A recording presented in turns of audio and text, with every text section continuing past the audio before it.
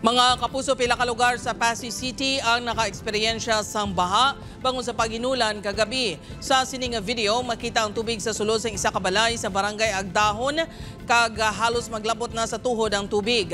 Ginapahayag na gikan sa sapa kag sa talamnan ang among nga tubig. Suno sa Pasig City DRRMO, may pagbaha man nga ginreport sa barangay Punong kag barangay Manit. Nagsugod mga alas 5 sang aga ang pagtaas ng tubig kag naghubas man mga alas 7 sang aga. Sa barangay Compo San Enrique naman, makita man ang pagbaha sa palibot. May ginreport man nga pagbaha sa Dueñas.